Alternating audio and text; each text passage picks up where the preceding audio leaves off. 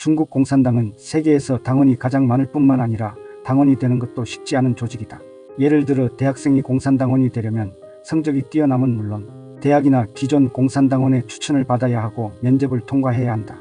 중국 공산당은 이렇게 최정예의 엘리트로 당을 조직하고 나라를 통치한다.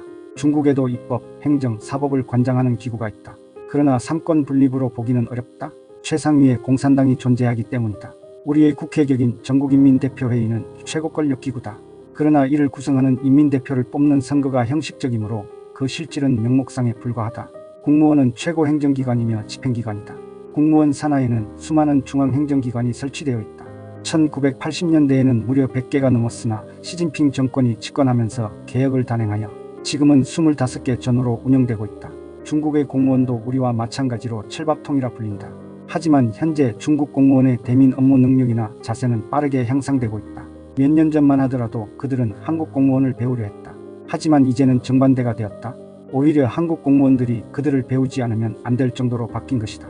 중국의 무장경찰과 인민해방군은 14억 중국을 지키는 사회주의 국가의 무시무시한 조직이 아니다. 인민해방군은 국가의 군대가 아니라 공산당의 당군이기 때문이다. 2015년 중국 군사비는 미국에 이어 세계 2위를 기록했다. 그러나 정작 중국은 넓은 국토를 지키는데 필요한 어마어마한 비용을 충당하기 어려워 여전히 구닥다리 무기를 많이 사용하고 있다. 일본은 의회 민주주의와 삼권 분립을 근간으로 하는 서구 민주주의를 채택하고 있다. 행정수반인 총리를 의회에서 선출하는 의원내각제 국가다. 일본 국회는 중의원과 참의원으로 구성된 양원제를 채택하고 있다. 총리는 중의원에서 선출되며 참의원은 총리가 될 수 없다. 일본과 우리의 정치적 차이를 살펴보면 먼저 일본 국민은 정치에 심각하게 무관심하다. 투표율로 대표되는 정치 참여 의욕도 현저히 낮다. 우리와 큰 차이를 보이는 일본의 독특한 전통은 정치 권력이 세습된다는 것이다. 또한 집권당 당원이 총재를 선출하면 그가 내각 총리까지 겸하게 되어 있는 것이다. 일본의 평화헌법은 제2차 세계대전 후 미군 점령하에서 만들어졌다. 이 헌법의 특징은 주권을 천황이 아닌 국민에게 귀속시켰고 국민의 기본권 보장과 평화를 강조하고 있다. 따라서 일본은 철저한 비무장, 영구평화주의의 이상을 천명하고 있다. 하지만 기시노부스케 전 총리는 이 헌법을 점령국이 강요한 헌법이라며 강력한 개정 의지를 표명했다. 이를 그의 외손자인 아베 신조 총리가 이어받아 헌법을 개정하려 했다. 자위대는 매우 어정쩡한 군대다. 국가방위를 위한 정식 군대가 아닌 준군사 조직이다. 1950년 미군의 한국전쟁 참전에 따라 일본의 치안 유지를 위해 미군의 명령으로 경찰 예비대가 설치되었다. 그것이 보안대로 재편되었다가 1954년 사실상 군대와 다름없는 현재의 자위대로 바뀐 것이다. 자위대는 사실상 미군에 귀속된 군대라고 할 수 있다. 그래서 일본 정부는 이를 일본이 총괄 통제하는 자력으로 전쟁이 가능한 국군 형식으로 바꾸려고 하는 것이다. 일본과 중국의 외교 스타일은 어떤가? 일본 중세 각 지방 영주인 다이묘는 1인자인 쇼군에게 절대 충성했다.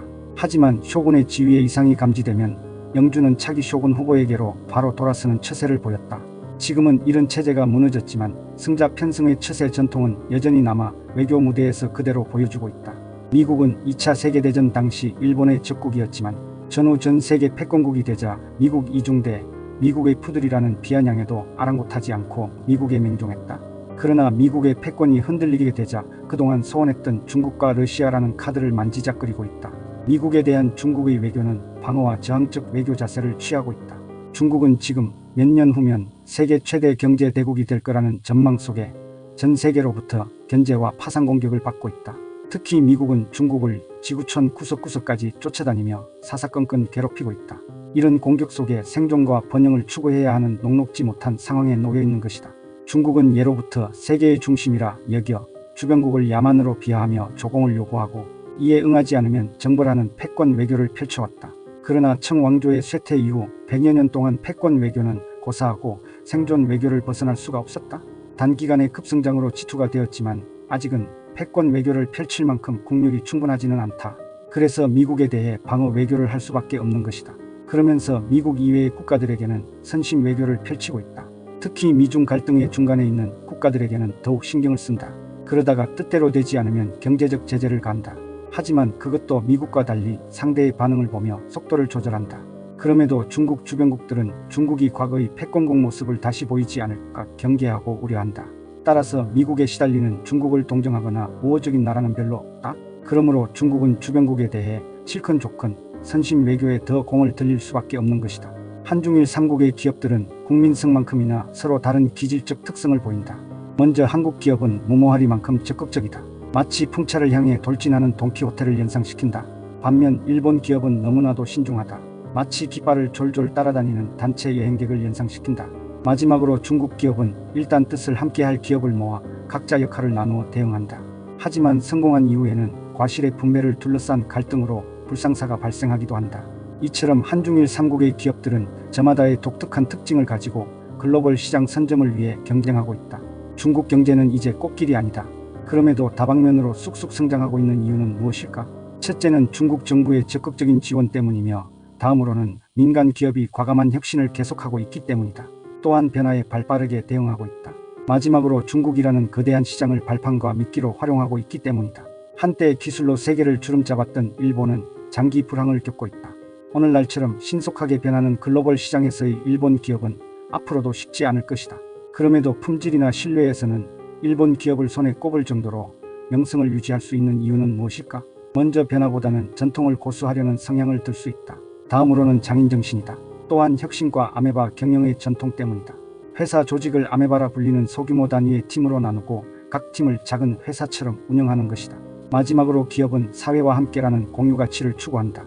하지만 아쉬운 점은 글로벌 시대 변화에 대응이 늦고 일본식에 대한 집착이 너무 강하다는 것이다. 사람들은 외국어를 구사할 때면 그곳의 특수한 습관이나 제스처에 영향을 받곤 한다. 예를 들어 중국인은 자신의 의견을 강조할 때 검지를 앞으로 내밀어 상대의 잘못을 지적하는 듯한 자세를 취한다. 그런데 이런 손짓을 우리나라 사람들에게 하면 지적이나 비난으로 받아들인다. 중국인을 이해하기 위해 그들이 많이 쓰는 표현을 살펴보자. 먼저 메이빤 파로 어쩔 수 없다는 표현이다. 중국인들은 이 표현을 입에 달고 산다. 다음은 차푸뚜어로 이 정도면 됐다라는 뜻으로 사용된다. 정확성이 떨어지고 꼼꼼하지 못하며 마무리도 깔끔하지 못한 중국인의 면모를 드러내는 표현이다. 세 번째는 메이어 원치로 문제가 없다는 뜻이다. 상대방과의 관계가 나빠지는 것을 우려하여 부정적이거나 거절의 표현을 가급적 피하려는 그들의 관습을 잘 보여주는 말이다. 마지막으로는 신이라는 표현인데 허락이나 긍정의 뜻으로 사용된다. 이제 중국 사회를 해석하기 위한 세 개의 키워드를 소개한다. 그 처음은 미엔츠, 즉 체면이다. 이는 중국인들이 가장 중시하는 대목이다.